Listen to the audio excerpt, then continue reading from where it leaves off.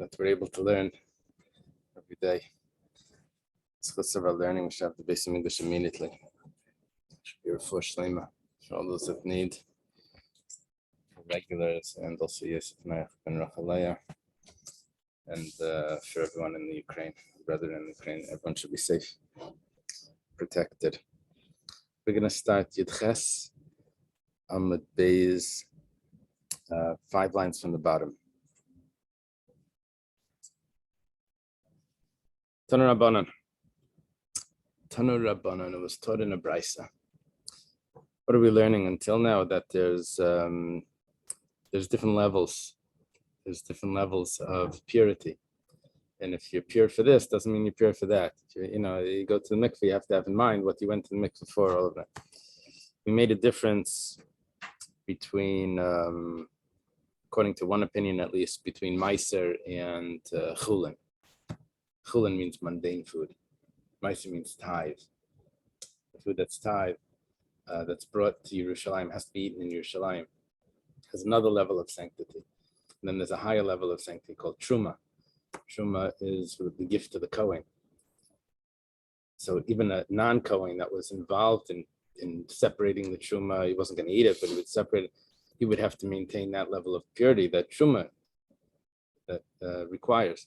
And then there was another level of purity called kodesh. That was if it was a sacrifice. And there was another level of purity that was called chatas. That was the sprinkling water of the paradim, of the red heifer. That was like a much higher level. Yeah, it's above kodesh. Yeah, someone made a map of all of the levels of tumah. It was like a chart, and it was called Mappa Satara, I think. Mappa Satara. It was a commentary on the Meiri. It was made by the publisher Eshkol. Eshkol Publishing. I forget his name. Weinfeld, I think. Anyway, he wrote to the Rebbe, sent it to the Rebbe. The Rebbe added like one more point into it. Something about the paraduma thing he added. Okay, so we start today. Taner Rabbanan Neitel Yadav Niskaven. Someone washes his hands and he has intention. Well, Yadav Tahiris. His hands are pure. Loi Niskaven. If he doesn't have intention when he washes his hands, Yadav Tameis. Then his hands are not pure. Apparently, you have to have intention when you're washing your hands. It's not just enough to wash the hands. Same thing as if someone dips his hands in the mikveh. He said that worked also. If it was 40 sa. So niskaven if he has intent, so yadav tayris, his hands are clean. Loi niskaven if he doesn't intend, yadav tmeis, his hands are not clean. The Gemara asks the question, Vahatanya, but we have a brisa that doesn't say this. It says differently. Bein niskaven, bein loi niskaven, yadav tayris. Because if he washes his hands, it doesn't matter if he has intention, it's always clean. Washing is washing. What does the intention have to do with the washing? Amar Rav Nachman like kasha. Rav Nachman explains that there's a difference. What is he, when you say clean for what? Kan l'chulin, kan l'maiser. If it's for chulin, then you don't need intention. Chulin means regular mundane foods. Those foods, you don't need intention to wash your hands for. If you're going to eat, you just wash your hands. But if it's maiser, then you have to have intention that I'm washing my hands now to be sanctified. They should be purified because I'm going to be involved with touching meiser. So then you have to have intention. For sure, if it's truma or higher levels, for sure you need to have intention when you're washing the hands. Okay.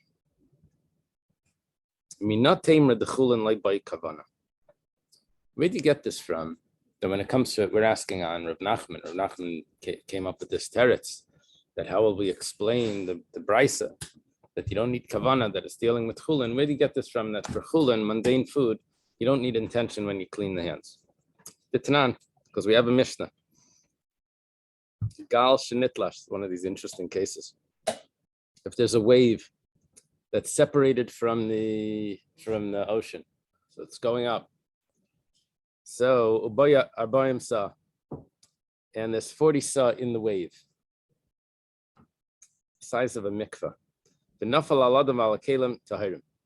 The wave crashes on top of a person and on vessels. They're tar. probably what happened was they were sitting on the beach or whatever, and the wave comes over and just, comes over them. It happens sometimes. A big wave comes. They think they're safe. Yeah, but they weren't in the ocean. They were sitting on the side, and the wave comes over, and they're tar because the wave came over them. So it came over. Who did it go over? Went over them and went over their kalim as well. Kalim could mean their clothing or whatever utensils are there. It says tahirim. It's all tar. Now, katani adam dumya the kalim. What did it go over? It went over the person and went over the kalim. So we do a comparison. Ma kalim delay machavne. Look, the kalim definitely did not have kavana. Kalim means utensils. Utensils don't think. Afadam delay machav, and the person also wasn't thinking that when the wave comes over to me, it should make me tar. You see, you can become tar even without kavana. You can become pure even without intention. Like what happened here. He was like, what a surprise. Okay. The Gemara says, "Amimai." Yeah. Yeah. It's all the intention part seems to be rabbinic.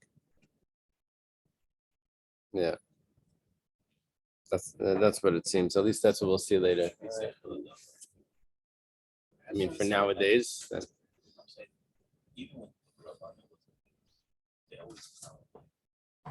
Oh, yeah. What to support it? Yeah.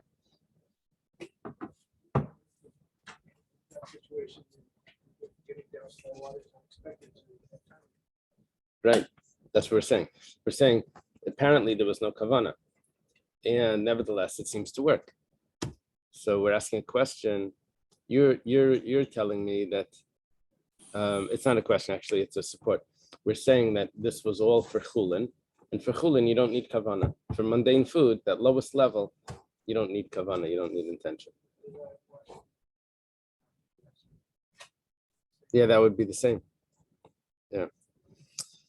The Gemara says, "Mimai." How do you know that this is the case? That there's really no intention?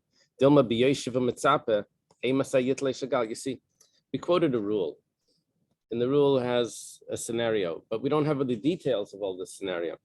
Maybe he was sitting on the side of the ocean, and he's waiting. He's counting, like, when is the wave? That's exactly where he sits and waits for the wave to come over to him, and he had it, and he actually did have intention. He was hoping for it to come. The kalim dumya dadim, and the vessels are there the way the person is there, because the person is thinking, when's it going to come, and the vessels, the person's thinking that it's going to purify my vessels while we're at it. Ma adam debar kavanaf kalim demechavanlo, and actually his intention, he does have intention for the vessel. You don't have a support from this that there was no intention. You don't have that detail in here. It's very possible that the case is where he was waiting for it to come. This is how the Gemara proves things. Gemara says, I'm not accepting that scenario, that he's waiting for it to come over him, to surprise him. It's not a surprise now, just to come over. Why? Because then what would the chiddush be? What would be the teaching? It would be so obvious that you're not teaching me anything. It has to be that you're teaching me something. What would you be teaching me? Teaching me that you don't need kavana. If he has kavana, so what's the chiddush of a wave that's coming over him that makes him tar? He's a regular mikveh. So it must be that it's without kavana. The Gemara says, 1 second. That's not true. There is a chiddush, because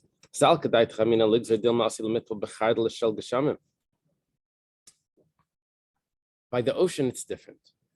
By the ocean, a wave in the ocean would make him tar. But a stream of water that's flowing because of rainfall would not make him tar. Rainfall, water that's collected because of that's here because of the rain, is only purifies ba'ashbayran, which means when it's stationary, still. But if it's moving, then it's not going to work. So here we have, but ocean water will work. That means it needs to be from a spring. If it's a stream from rainwater, it's a problem. If it's a stream from a spring, it's acceptable. So The chiddush here is that maybe we would have made a gezerah that any moving water should not be acceptable because it's similar to the rainwater that could be moving. And here the water is moving. You should say that it's not good because it looks like maybe it would be, you'd say the same thing by a stream, which over there, it's really not good. Inami, or another possible problem, nigzeration atukipin. Kamashmond legoshin. Could have made a gzer like this. You really only tahar when the water is on the ground, not when the water's in the air. Could have thought that maybe somehow if it would be toivel, something in the air, there's like is it a crest in the wave? What's it called when it comes over? Crest. Maybe he could stick something up like a little, his kalim, could hold them up under the wave and be toivel them in the air, which is not acceptable. Even though on the ground, when it crashes down, then it is acceptable. But I could have thought maybe if he thinks when it crashes down, it's acceptable. Maybe he thinks also in the air.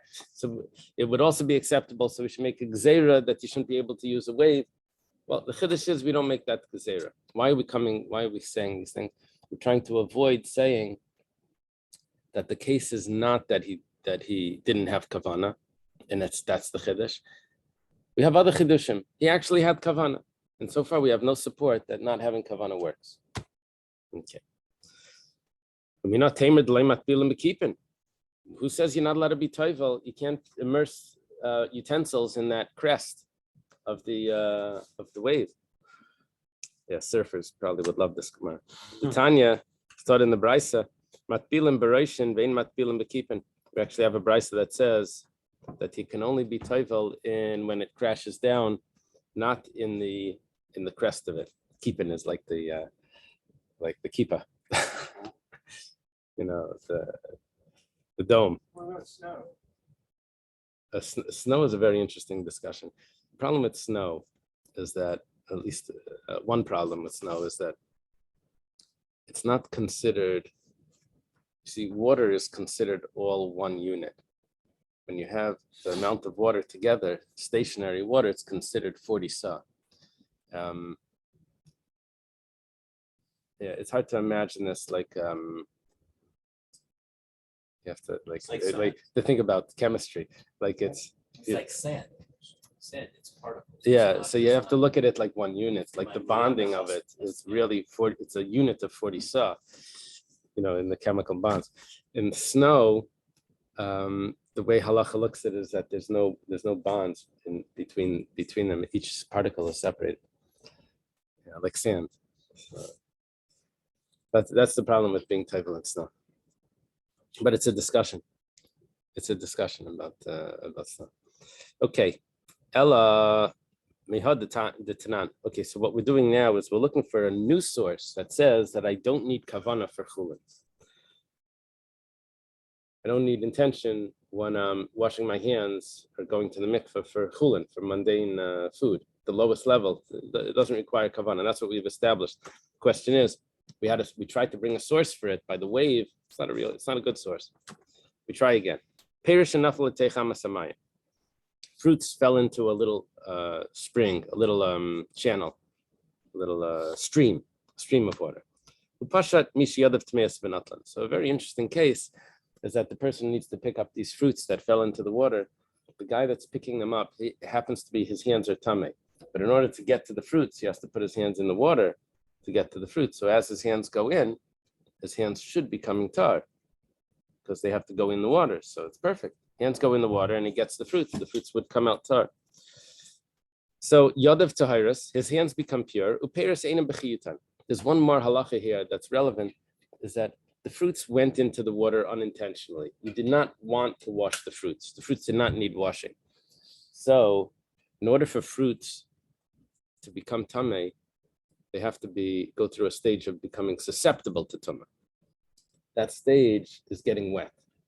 But it's only considered susceptible to tumah, that getting wet, is if you wanted it to get wet. So when they fell into the water, you didn't want them to get wet. When you stick your hands in to take them out, so you wanted your hands to become pure, but maybe you didn't have any intention for them to become pure. So it's not considered that you wanted the fruits to get wet, and In other words, you still don't have a real benefit from this fruits falling in. So it's not considered the fruits are mukhsher, susceptible. But if you wanted your hands to get clean, that's why you're putting your hands in. So then, your hands do become pure. Your hands become pure either way. The question is, what was your intention? If your intention is to clean your hands while you're at it, so then the fruits that are in the water are now bechiyutan. It's considered nichale, that you're happy that they fell in, because now you have that benefit of washing your hands to get them out. So the fruits become susceptible. But whatever the case is, I have a proof from this. Hands become pure with intention or without intention. The only difference is what happens to the fruits. Do the fruits become susceptible or not? That's exactly what we were looking for. Why would someone need to immerse fruit for 2 months? No, you don't have to immerse the fruits. The thing is like this, that there's certain things that are makabel tama. It's possible for them to become tama. They're susceptible. So, like for example, any utensil is susceptible. That means a chair or a spoon or a cup, anything that's a receptacle, and anything that's a tool is also any sort of utensil is makabel tama. So food is only makabel tama if it gets wet. Usually food gets wet, but let's say it didn't get wet, it wouldn't be susceptible to tama. But let's say it fell into a stream, it got wet. Problem is that the getting wet, there's one detail there. It needs to be that you wanted it to get wet. You had to have like washed it off, done something to, you made it wet on purpose. The Gemara learns that it needs to be nichale. Eisvei Rava or Rav Nachman. Rava asks Rav Nachman a question. Sorry, it's Rabba, not Rava, it's Rabba. It's older. Rav Nachman, we said, was a student of Rav. We learned that before. So Rav, maybe in Shmuel also. So Rabba asked him a question. If someone goes to the mikveh for chulin and he has intention for chulin, sort of like a double expression. Asr l'maiser. It's not good enough for maiser.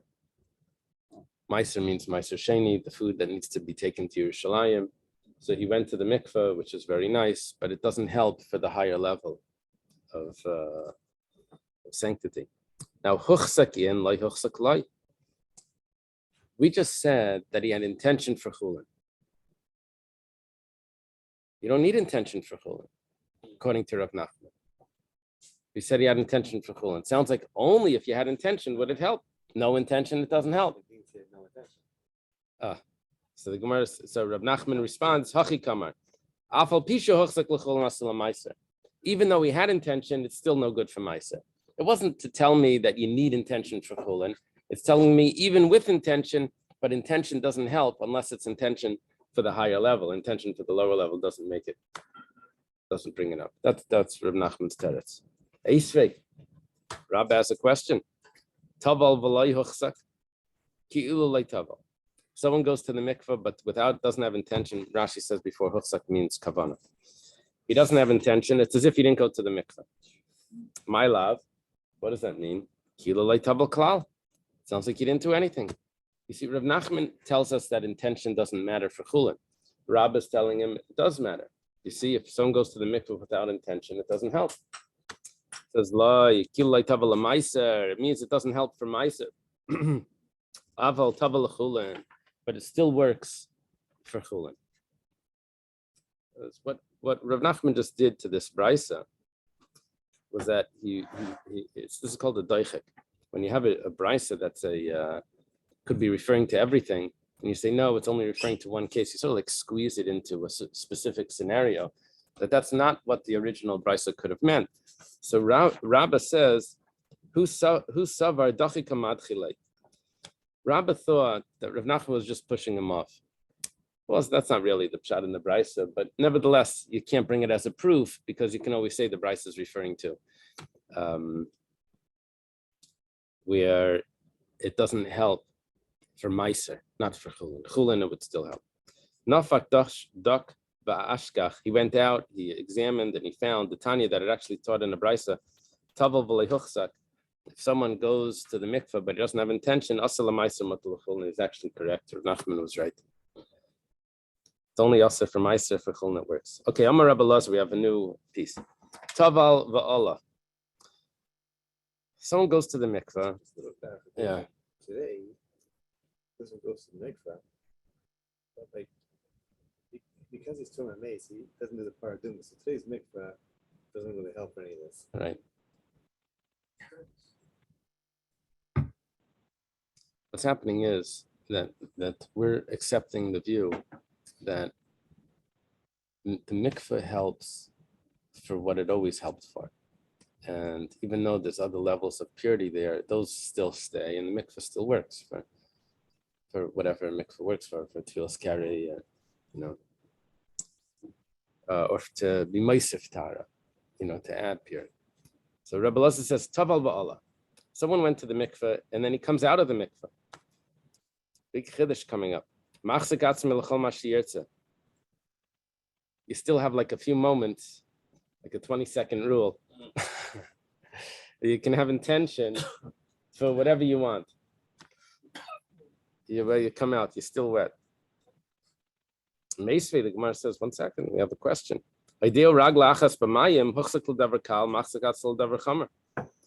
Someone went to the mikveh. And when he went to the mikveh, he had intention, let's say, for the lower level of sanctity or something lower, for chulin, let's say. Maisa, I don't know. Then, as he's coming out of the water, it's like, I could have had intention for something more. I don't know if maybe I'm going to eat shumah today. So if his foot is still in the water, so he can still change his intention. What we do is we look at the liquid, the moisture that's going around his body, and we assume that we consider it all attached, and it's as if like he's still in this like film of water that's still attached to the neck. It's still as if he's still immersed. So Allah, but once he comes out, Shuveina Machzik, now it's too late. My love ain't a Machzik cloud, then you can't do anything. Why do you say before? Rabbi Elazar says you come out, you still have like a 20-second rule. It doesn't say the 20 second, I'm making that up. Okay. Where it says loy. Actually, you still have that rule that you can still change. Ideo, if he's still in the water, even if he had a specific intention, if he's still 1 foot in the water, then you can change that intention. Allah, if he comes up, if you had no intention, then you can designate it. In other words, it's stricter if you had an intention, because then you have to like take it out. It's like, changing gears, you have to undo. You have to take it out from one intention, put it into another intention. But if you have no intention at all, you're in neutral. So you can put it into whichever one you want. The imhuchsak, but if you had an intention already, ain't a machzik, then you can't switch it, because once you come out, you can't switch it unless the foot is still in the water. Mantana ideo raglachas b'mayim. Who's the opinion that holds that 1 foot in the water, we say that the water covers him and he can still make an intention, he can still. Amar Rav Pidas Rabbi Yehudi. Rav Pidas says that it's the opinion of Rabbi Yehuda. Because Rav Pidas is telling you not everyone holds with this. Yeah. I read a tshuva once from Moshe Sternbach. The tshuva Svan Hagas. Ma'idim Izmanim, those.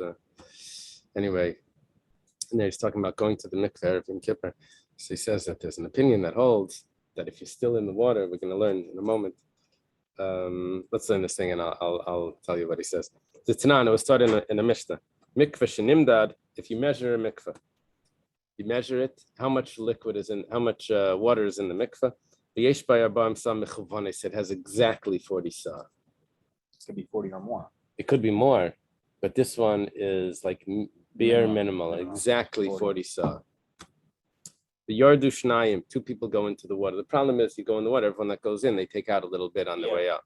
Exactly. So v'tavlu zeh, and they went to the mikveh one after the other. Well, the first one is good, harish and tar, but vasheni tameh. The second one's tameh because when the time the first one got out of the water, he doesn't have 40 sa in the mikveh. The second one didn't work. However, if the first one, his feet are still in the, as he's coming out of the, if his feet are still in the water, the second one goes in, he's tar because the moisture that's going over the first person's body is still considered attached to the water. It's considered like the mikveh has 40 stuff.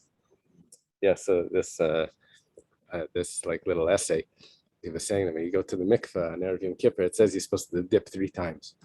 So his comment was that according to this opinion, you're really still in the water if your feet are in the water. So it doesn't help you dip your head down 3 times. It doesn't help just to come up because you're still in the water, according to this. You have to go all the way out, go all the way back in, all the way out. Anyway, that's not the halacha there. I'm sorry? Sounded like you're the next So guy we've out, been the whole those day. guys. You don't have 40 sa. Then you don't. It's all the way out. Oh yeah, you could do. You need 40 sa in the water, so it would be problematic if the first guy would leave the water. Right, that's why. Yeah. Wait till it's Should wait, right? Exactly. So, in my ragav shel rishon negus b'mai af hasheni tar. Second person is tar if the first person's foot is in the water. So what are we seeing is that having your foot in the water still considers you in the mikveh. This is called good achis. We have this concept in Masechta Sukkah where you have a hanging wall, or we can say that you look up there, we make like this fictitious wall that the wall can travel downward. Here we're doing this not with a wall, but here we're doing it with water, and we're like making it as if the water is in, because due to gravity, the water is actually as if it's back in the mikveh. Yeah, it's like a halachic term that it's as if it's in the. Okay. It could. I'm sorry, I skipped. Amar Rav Nachman, Amar Rabba bar Avua. Rav Nachman says the name of Rabba bar Avua. Machlekes b'mailas derabanan. This discussion here about if you can consider the person still in the water, this is only regarding the different levels of purity that the rabbis discuss. So, for example, the rabbis say that certain people need to go to the mikveh even though they don't. Even though biblically they don't, but rabbinically they said, oh, someone that's in a state of mourning should go to the mikveh before he eats a sacrifice. It wasn't tamei. Or someone that didn't bring his sacrifice yet should go to the mikveh before he eats. So these are extra levels of purity. This is all rabbinic. So for those things, we can say kudachas.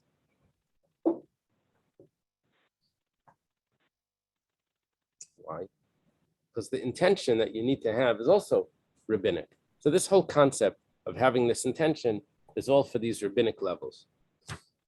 When it comes to actual tuma, it doesn't work. That's the Rav Nachman name of Rabbi bar Avua.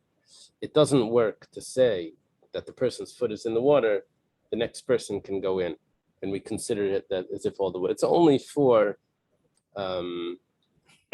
these rabbinic levels of purity that we need. Okay. And the Gemara says, "V'haina de Rab Padas."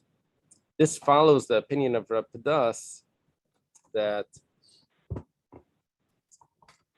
a person can adjust his kavana for what he's going to the mikveh for if he's still partially in the water. Rab Padas told us that. Okay. That this is only Rabbi Yehuda's opinion. Okay, now there's the Ikadamri. There are those that say no. Those that say Amar Rav Nachman, Amar Rabba Avua, Machlekes mituma latara. This discussion with one foot in the water, if it works, that works for real tuma. Aval b'mailas derabanan divrei hakol af hasheni tar. But if it's just for rabbinic levels of purity, then everyone would agree that it's going to work. Even the Rabbanan, not only Rabbi Yehuda. Upliga de Rab Padas. And this argues with Rab Padas because we asked before, who is the one that holds that 1 foot in the water is going to work. We said, oh, that's Rav Pada says it's Rabbi Yehuda. According to this, it's even the Rabbanan. It's not just Rabbi Yehuda. Why? There is a machlekes Rabbi Yehuda and Rabbanan if 1 foot in the water works. But you know what that machlekes was by? That was by Tuma Latara. But to have intention for which level of purity you went to the mikveh for, that's a rabbinic law. And for that, even the Rabbanan would agree that 1 foot in the water would still help you adjust the intention. Okay. Amar Ula. Ula says, Boy mi name Rabbi Yechanan, they asked Rabbi Yechanan the following question. Ula was the traveler, and he would come to Bavel, he would tell us the conversations that took place in Eretz Yisrael. So he tells us what's going on when in the yeshiva, what Rabbi Yechanan, what the discussion was. They asked Rabbi Yechanan, Rabbi Yehuda mal hatul machtem etzinar espresh shel rishon. Very interesting. The fellow that's just coming out of the water, so he has in his hair, he has like an afro, it's like thick hair, Jufro, right? So someone has a ring or a needle or something that he wants to be toivel. He's going to put it in the water, so he's going to bend down, he could lose it. So what he does is, the guy's all wet, so he dips it into his hair. Now remember, his feet are in the water, and you said that the water that's on him is considered in the mikveh. So do we consider the water on top of him as if that's the mikveh? Really, the question here is exactly the opposite. The whole time we were saying, good aches. We extend the water downward back into the mikveh. We consider it a full. Now we're asking good asik.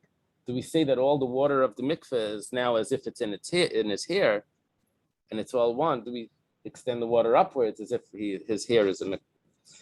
So good aches islay Rabbi Yehuda good asik leslie. Does Rabbi Yehuda only have that we lower it down, which that's more logical because gravity is pulling it down anyway, and it's on its way down and all of that?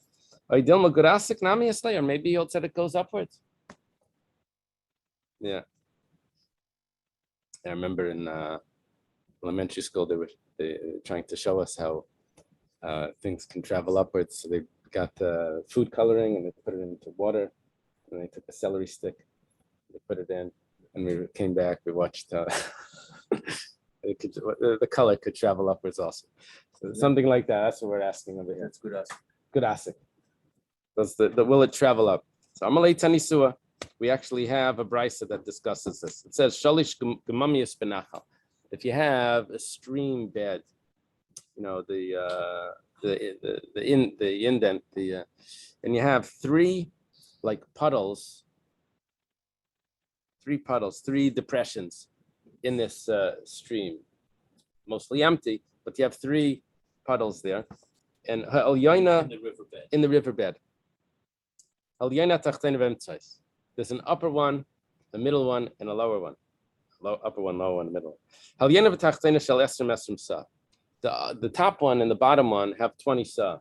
It's a problem. It's only half the size of a mikveh.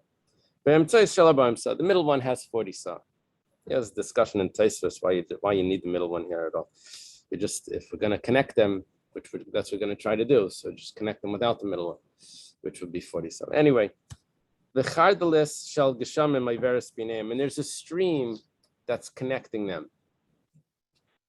Stream of rainwater. It's a little bit of a problem because the stream really shouldn't be connecting them. It's problematic. Anyway, Rabbi Yehuda says, Meir Hayaimer. Rabbi Yehuda and Rabbi Meir are friends. So he says by his name. He says, Meir would say, Matbil Bel Yaina. They're considered attached. Why? Just like we said that the water travels up the person. We actually didn't say that. We said the water travels down the person, but Reb Meir says that the water would travel up the person as well. So therefore, the water is connected upward. It's connected to the upper one, and Kal V'chomer it's connected down. Everyone holds it's connected down, but Reb Meir would hold that it's even connected up. Okay, now we're thinking that Rabbi Yehuda would agree with this. That's what he's. Rabbi Yechanan is trying to answer. Rabbi Yechanan is responding that Rabbi Yehuda says that Rabbi Meir says Matbil Bel Yaina. that it does work. That means you can dip the needles into this person's hair.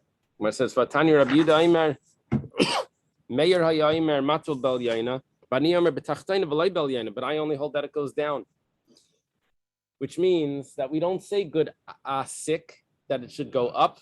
Asik is like a stalik, like to go up, like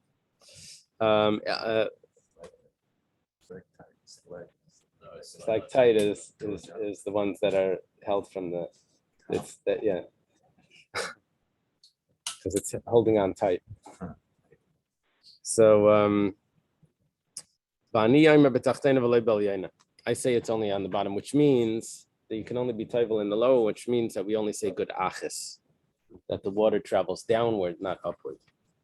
Amar Leis, Rabbi Yechon responds, okay, Tanya, if you have a brisa that says that, then you're right.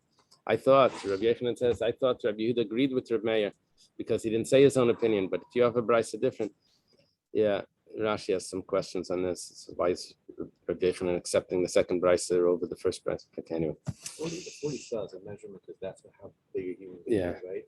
That is effectively how much water you need to cover a human being, right? Yeah. So that's basically like you say some people are bigger and smaller. Right. A smaller person still needs 40 cells. In theory, a bigger person. Yeah, we did this for an average person, right? Right. So the fact that the person walked out, that water is no longer being, doesn't really make a difference. It's a height. Yeah, because we made a limit. I've done Tahara with someone and just spilled buckets on it. Oh, it could be Tisha Kabin. Maybe that's what they hold. It says for someone that's sick. I don't know the Chaver Kadisha's minhagim. I don't know the. Atayva l'chulin. You know what? I have to leave early. Let me leave it over here. All right. Okay. Have a good day, everyone. Thank you. Have a good day.